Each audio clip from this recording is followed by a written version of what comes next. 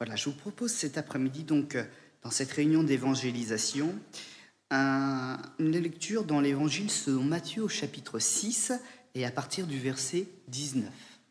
Matthieu chapitre 6, à partir du verset 19, et nous pourrions lire donc jusqu'au verset numéro 24.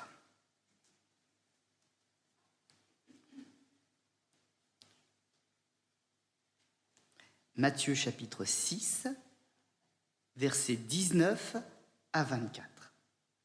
Ne vous amassez pas des trésors sur la terre, où la teigne et la rouille détruisent, et où les voleurs percent et dérobent. Mais amassez-vous des trésors dans le ciel, où la teigne et la rouille ne détruisent point, et où les voleurs ne percent ni ne dérobent. Car là où est ton cœur, là aussi sera ton trésor. L'œil est la lampe du corps. Si ton œil est en mauvais état, tout ton corps est en bon état, tout ton corps sera éclairé. Mais si ton œil est en mauvais état, tout ton corps sera plongé dans les ténèbres. Si donc la lumière qui est en toi est ténèbre, combien seront grandes ces ténèbres? Nul ne peut servir deux maîtres, car ou il haïra l'un et aimera l'autre, ou il s'attachera à l'un et méprisera l'autre. Vous ne pouvez servir Dieu et Mammon. Amen. Alors tout de suite pour la petite explication, Mammon, c'est le dieu de l'argent. C'est comme ça qu'il est appelé et présenté. Dans ce texte, nous voyons qu'il y a la notion donc qui retient le cœur de certaines personnes de s'approcher de Dieu. Cette notion, c'est la notion des biens matériels. Notamment, la plus forte d'entre elles, la notion de l'argent, parce qu'elle donne l'impression, quand on a beaucoup d'argent, de pouvoir tout acheter et de pouvoir tout monnayer. Quelque part, peut-être même aussi, d'échapper aux règles qui sont fixées pour tous les autres. On a un peu l'impression d'une impunité, de passer au-dessus du lot. Et malheureusement, nous voyons que dans certains cas, c'est même un peu réel. On arrive au moins un certain temps à échapper à la justice, mais la justice des hommes. Or, le contexte aujourd'hui, avec ce que nous partageons cet après-midi, n'est pas la justice des hommes, mais la justice de Dieu devant laquelle nous devrons tous rendre des comptes.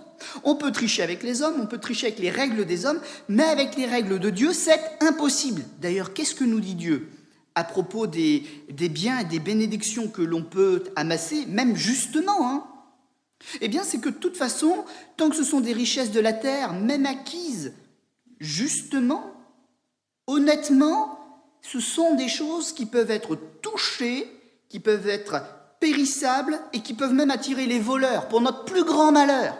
Si nous donc nous reposons sur les moyens de cette terre, nous pouvons avoir un peu de confort, mais nous pouvons avoir aussi beaucoup de problèmes avec. Et le Seigneur nous dit, la plus grande et la plus belle des richesses, ce n'est pas celle que l'on trouve sur la terre, mais c'est celle que l'on trouve dans la proximité de Dieu. Parce que qui dit chose acquise avec Dieu, dit des choses que les voleurs ne peuvent pas atteindre, la corruption ne peut pas atteindre, que personne ne peut nous prendre ni nous voler. Et donc, heureux celui dont les richesses sont intouchables par ses ennemis. Heureux l'homme qui a fait des choses de Dieu son précieux trésor. Parce que finalement, Dieu lui a donné, plus personne ne peut lui reprendre. On ne peut pas le dépouiller et on ne peut pas le rendre malheureux. Alors mes amis, si vous n'avez pas grand-chose mais que vous avez Dieu, vous êtes très heureux. Personne ne pourra vous voler ce que le Seigneur lui-même vous a donné. Et si en plus vous avez la bénédiction d'avoir quelques moyens sur la terre, bénissez le Dieu qui vous les a accordés, qui aussi peut-être les défend pour que vous viviez dans une vie convenable et décente. Et le Seigneur ne manque pas d'ajouter, après cette explication, que la façon dont nous regardons autour de nous, la façon dont nous concevons les choses autour de nous, bien va avoir un impact sur notre cœur. Si je vois quelque chose pour le convoiter, ça ne va pas simplement rester dans mes yeux puis faire une idée, ah j'aimerais bien ça, mais ça va avoir tout un cheminement dans mon être intérieur, ça va gagner même le fond de mon cœur, ça va faire réfléchir mon cœur, le jour et la nuit, et si je convoite ou si j'ai à cœur des choses qui finalement ne sont pas bonnes, je suis en train d'amener dans mon cœur des choses qui vont me rendre malheureux. Et certains se sont rendus vraiment extrêmement malheureux. Ils ont rempli leur cœur de choses qu'ils ne pouvaient pas avoir. Ils ont rempli leur vie de choses que d'autres convoitaient et qu'ils voulaient leur prendre. Ils n'avaient plus de paix nulle part, ni dans leur cœur, ni dans leur environnement. Et puis, le Seigneur avance un petit peu dans l'image qu'il nous donne, et puis il en arrive à dire, au final, eh bien, sur cette terre, dans la condition où vit l'être humain, il y a des choses qui se placent dans sa vie comme de véritables maîtres. Et d'ailleurs, quand on avance un tout petit peu, le Seigneur n'emploie même plus le mot maître, il emploie le mot Dieu. Je ne sais pas si vous avez forcément déjà entendu cette expression. Il a le démon du jeu. Il a le démon de l'alcool. On comprend bien que ce n'est pas forcément un démon en soi, mais c'est un lien extrêmement fort qui avilit, qui terre vers le bas. Et puis quand on propose à quelqu'un une activité, s'il n'a pas eu son petit verre d'alcool ou s'il n'y a pas d'alcool, tout de suite c'est un lien, ça l'empêche d'aller, ça l'empêche de se réjouir. Il ne pense qu'à sa dépendance, le démon d'eux. On pourrait se dire que c'est quelque chose d'extrêmement grave. Mais quand on lit le texte, on voit qu'en fait, il y a des choses encore plus graves. Il y a des choses qui deviennent plus qu'une simple entrave. Parce que les entraves, encore, on les excuse. Mais ce sont des choses que Dieu, lui, il interprète comme de véritables dieux. Ça prend toute la place qui devrait être la sienne. Les gens s'excusent en disant « j'ai un petit défaut, mais comme tout le monde, hein, une petite chose qui me retient, par-ci, par-là. » Mais le Seigneur dit « Non, ouvre tes yeux, ne sois pas aveugle. » Voilà, il parlait de la notion des yeux, du fait d'être aveuglé intérieurement, d'être comme dans tes ténèbres. Le Seigneur dit non, c'est pas juste une histoire de démons, ce sont de vrais dieux en fait qui sont en toi, qui te font réfléchir, qui te tirent vers le bas. Et il y en a même un qui s'appelle Mammon, c'est le dieu de l'argent. Il n'est pas innocent, c'est véritablement une puissance qui te rend son esclave. L'argent ne te sert pas. Il peut t'avilir si tu ne fais pas attention et si tu attaches trop ton cœur à cette puissance qui est véritablement comme un Dieu. Ce n'est pas un Dieu, mais c'est comme un Dieu. On pourrait utiliser un autre mot, une idole. Quelque chose auquel on accorde trop d'importance, trop de puissance, trop d'intérêt. Une emprise donc du diable, Dieu de l'argent, qui nous tient dans la dépendance de toute chose. Et il y a un exemple dans l'Écriture, un exemple, au moins le nom vous parlera, même si vous ne connaissez pas exactement son histoire, c'est Judas. On sait tous au moins une chose de Judas, c'est qu'il a été un disciple de Jésus, il a fait partie des 12. Et puis il a appris les choses de Dieu auprès de Jésus, vous pourrez me dire, il n'y avait pas un meilleur maître. Mais pourtant la Bible nous dit qu'en fait c'était un homme qui aimait l'argent. Il avait Jésus dans sa vie, mais il avait aussi l'argent dans sa vie. Et on revient dans le contexte de ce que nous avons lu, mais nul ne peut servir de maître. Parce que ou il haïra l'un et il aimera l'autre, ou il s'attachera à l'un et il méprisera l'autre. On ne peut pas servir de maître. D'ailleurs, on aurait même pu mettre à juste titre une phrase, un vers supplémentaire, où il trahira l'un pour servir l'autre. Et c'est exactement ce qui s'est passé. Il croyait que son amour de l'argent serait couvert par la présence de Jésus à ses côtés, de celui qu'il avait vu faire des miracles. Il en était arrivé à déformer la réalité.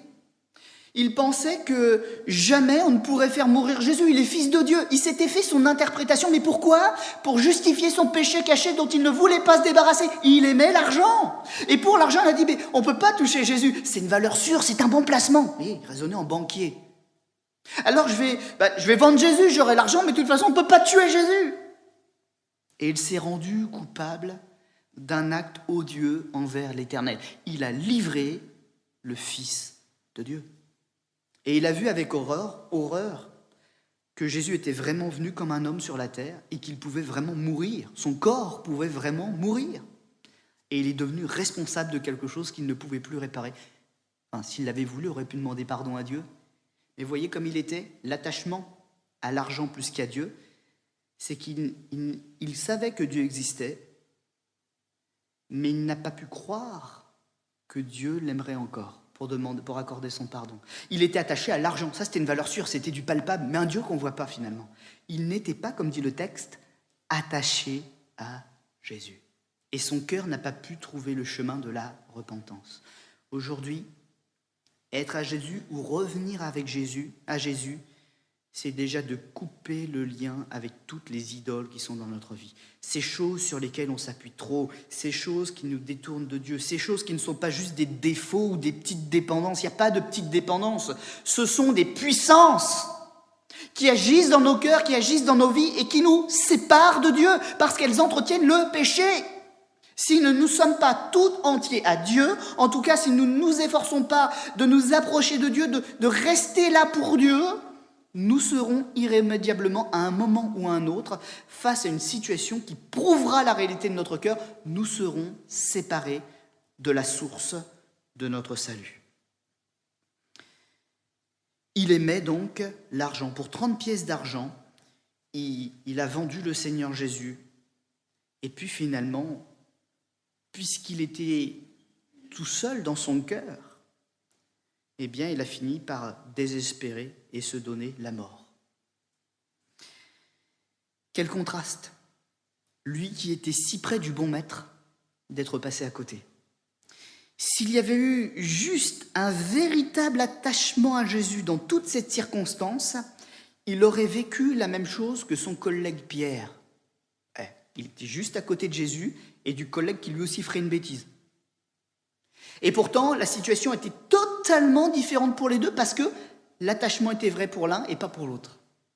Et avec Pierre, eh bien, on va avoir celui qui va commettre des grosses erreurs. Il va renier Jésus plusieurs fois.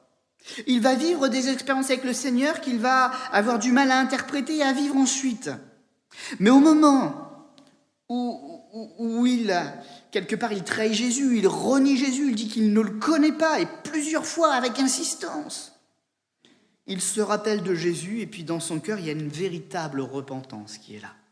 Et avec cette véritable repentance, il y a un véritable geste de retour à Jésus. Et il découvre que le Seigneur est bon, puisqu'il lui accorde son pardon et son relèvement tout entier. Le Seigneur efface tout et il continue de travailler avec lui. Vous savez, on n'est pas avec un Jésus qui cache les fautes. Dans l'Ancien Testament, on faisait des sacrifices qui couvraient les fautes. Elles cachaient les fautes, mais elles ne les effaçaient pas. Mais avec Jésus, on a un Dieu qui efface parfaitement, qui lave parfaitement toutes les fautes. Quand il passe, quand il accorde son pardon, il ne reste plus rien à nous reprocher. Et avec Pierre, c'est ça. Et il y a une expérience que Pierre aussi a faite avec l'argent. Je ne sais pas si j'ai le droit de l'interpréter comme je vais le faire dans un instant, mais je vais le faire quand même. Parce qu'au moins, on va se baser sur l'image qui nous est donnée, le miracle qui nous est donné. Voilà un moment particulier où Pierre, qui n'est pas encore un apôtre, qui est un disciple de Jésus, et Jésus sont dans une région particulière où il y a une route commerçante et puis donc il y a là des barrages et des péages. Parce que vous savez qu'à l'époque, il y a l'envahisseur romain, puis il y a même des juifs qui se sont mis à servir l'envahisseur romain pour avoir quelques avantages. Et puis, il y a un des péagers qui est là, il dit « Et toi, ton maître, il paye pas comme les autres, là, quand il veut passer, faut lui faire un privilège. » Il dit « Non, non, non, non. Mon Seigneur, il est juste, s'il faut payer pour passer, on paiera pour passer. » Puis il s'arrête dans une maison où ils ont bien l'habitude de se trouver. Et puis Jésus, il avait vu la scène, et puis il va voir Pierre, il dit, tu sais, il faut vraiment faire bien les choses. Et il dit, mais ne t'inquiète pas, c'est vrai qu'on n'a pas forcément d'argent pour payer le prix que l'on nous demande, mais tu vas faire quelque chose d'absurde. C'est pas marqué comme ça dans le texte, mais c'est certainement comme ça que la personne à qui on l'a dit l'a compris. Il a dit, pour payer, tu vas prendre un hameçon, tu vas aller au bord de l'eau, tu jettes ton hameçon, premier poisson qui sort, il y aura de l'argent dedans. Même pas besoin de le vendre. Ah, si c'est ça, moi je prends des filets, je vais au port du Tréport, je balance mes filets. On va refaire toute l'église à neuf. Vous imaginez la folie de ce que Jésus lui demande. Mais là, il y a l'acte de foi. Parce que là, on ne peut pas voir cette chose-là sans qu'elle soit réelle devant nous après l'avoir faite. Hein. On ne peut pas se dire, bah oui, forcément, c'est évident que ça va se faire. Il faut y aller au bord de l'eau avec son hameçon pour lancer et récupérer le poisson. Et puis là, le poisson ouvre la bouche et dans sa bouche, qu'est-ce qu'il faisait là? Je n'en sais rien. Il y a un statère, une mesure d'argent suffisamment importante pour que ça paye le passage du Seigneur et de son disciple. Et c'est là où je vais peut-être un peu plus loin que l'image, quoique pas forcément. Mais finalement, Pierre, il ne réalise pas que sur la route, qui devrait être une route libre, puisque c'est son pays, il ne devrait pas avoir à payer à un envahisseur. Il est un enfant du pays, c'est sa route, c'est sa terre, c'est son origine. Mais voilà qu'il y a quelqu'un de subtil qui a réussi à entrer dans son pays et à instaurer ses règles à lui. Et il faut payer pour passer. Pierre, sur le coup, il n'a peut-être pas spiritualisé l'expérience, mais elle est là. Pour aller plus loin, il doit payer quelque chose au diable, à son ennemi, à celui qui le fait travailler durement tous les jours, et lui dit encore, si en plus tu vas aller travailler, il faut passer par le péage, il faut payer. Et Jésus, il a vu ça, c'est pour ça qu'il lui a dit, mais sois dans les clous. Cet argent, c'est pas le nôtre, c'est celui des Romains. Rends aux Romains ce qui leur appartient. Mais notez une chose, c'est que du coup, c'est Jésus qui fait la démarche de payer pour lui. Et c'est exactement ce que Jésus fait avec notre péché. Quand le diable il dit « Rappelle-toi, je suis là, j'ai des droits sur ta vie parce qu'il y a le péché dans ton cœur. Pour passer, pour avoir un peu de tranquillité, paye le droit de passage. » Et Jésus, il le voit et il le sait, il dit « Non, non, non, il m'a donné son cœur. C'est plus ton argent, c'est plus tes règles, c'est moi qui paye. Viens me voir. S'il faut un miracle, je ferai le miracle. À toi, ça te semble bizarre, l'histoire du poisson, peu importe. Lui, il va croire, il va le faire. Et à cause de cela, je continuerai de payer pour lui. Et bien ça, c'est la croix, mes amis. Ça, c'est la croix. Ça peut être fou qu'une croix ait été dressée, qu'un homme ait été cloué en sacrifice pour le péché, tout le péché. Et pourtant, c'est Jésus. Et il paye le prix. Et pour toute personne qui a la folie de croire que c'est pour lui, que c'est l'acte souverain de Dieu pour pardonner, que ce sang n'a pas coulé en vain, mais que c'est la vie d'un homme pour un autre homme. Toi, eh bien Jésus, il est là et il paye le prix. Et tant que tu viens avec ta foi, tant que tu lui fais confiance, même sans forcément tout comprendre, le prix sera suffisant pour te laisser toujours tranquille et en paix. C'est Jésus le garant, c'est Jésus qui paye. Oui, le salut a un prix, mais tu ne le paieras pas, Jésus l'a fait. Alors rends-lui gloire, dis-lui merci. Parce que personne d'autre pouvait payer ce prix, tout en tenant en plus l'ennemi loin de tes portes. Si l'ennemi ne vient pas aujourd'hui, c'est parce que Jésus le retient. Il est tout puissant pour ton salut. C'est dommage pour Judas. Moi, des fois, il m'arrive de verser une larme pour lui, de savoir qu'il était si près d'une telle grâce, d'une telle paix, et que finalement, il n'a pas aimé le Seigneur pour être sauvé. Il n'y a pas grand-chose, hein. Détacher son cœur de l'argent pour aimer celui qui était prêt à tout donner pour lui. Voilà parfois, je vais dire, le manque de bon sens qui est dans notre cœur. Et le texte nous amène quand même à une réflexion cet après-midi. Le verset 24, il nous dit quand même « Nul ne peut servir deux maîtres ». Et quand je lis ce texte, bien sûr, il y a le nom de Dieu, il y a le nom de Mammon, il y a l'Éternel, il y a Mammon. Mais en réalité, à la place de Mammon, on pourrait mettre n'importe quelle autre chose qui nous tient séparés de Dieu. Qui est celui qui est dans ton cœur à la place de Dieu? Peut-être même que c'est une personne de chair et de sang. On peut avoir de l'idolâtrie face à un enfant, face à une personne, qui est peut-être la personne on ne peut pas féminiser personne, c'est déjà féminin. Qui est cette femme qui te fait aller dans le péché et te tient si loin de Dieu? Eh ouais. Ton amour pour elle, ton amour pour lui, ton amour pour cet objet sont peut-être la source de tout ton malheur, parce qu'à cause de lui, à cause d'elle, tu n'arrives pas à répondre à l'appel de Dieu. Et le pire, c'est que comme Judas peut-être, tu sais très bien où le Seigneur veut t'emmener. Il faut considérer le prix maintenant de cet amour secret et mauvais, qu'il vaut peut-être mieux maintenant se faire mal en tranchant le lien une bonne fois pour toutes, pour être libre, de courir après Jésus, de vivre avec Jésus, d'être sûr de ton éternité, du pardon de tes péchés, plutôt que de continuer à cacher celui ou celle qui t'entrave. Parce que c'est la vie éternelle, c'est la paix de ton cœur, c'est peut-être même le repos de ton foyer qui en dépend. Quel Dieu as-tu choisi en entendant ces choses ? Eh bien, un jour, il y avait là un homme qui avait un handicap. Et puis les gens viendront lui dire, regarde, c'est Jésus là-bas, il a entendu tes cris, lève-toi, il t'appelle. Cet après-midi, il va peut-être falloir aller un peu plus loin que de garder les choses dans ton cœur. Parce que les choses mauvaises, tu as même l'habitude de les garder dans ton cœur. Si aujourd'hui tu parles pour Jésus, parle vraiment pour Jésus. Finis les secrets du cœur. Sois vrai, sois la lumière, sois transparent. Si tu veux donner ton cœur au Seigneur, si tu veux confesser tes péchés et demander pardon, fais-le à la lumière. Arrête de cacher. Même les bonnes choses, arrête de cacher. Mets tout devant Dieu.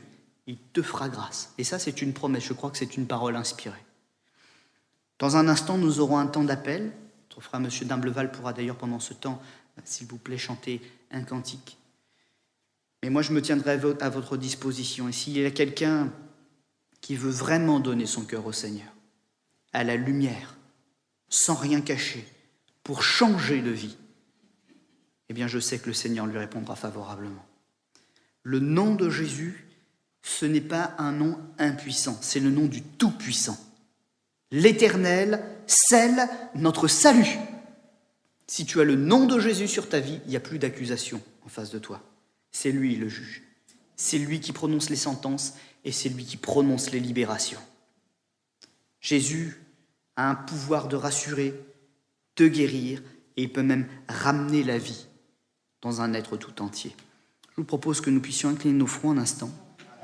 On va prier, puis M. d'Imbleval continuera la direction de ces moments, s'il vous plaît. Te remercions, Seigneur notre Dieu, pour ce que tu nous dis encore cet après-midi. C'est en toute simplicité. Le plan même de ce message est d'une simplicité affligeante. Il y a Dieu, il y a le péché.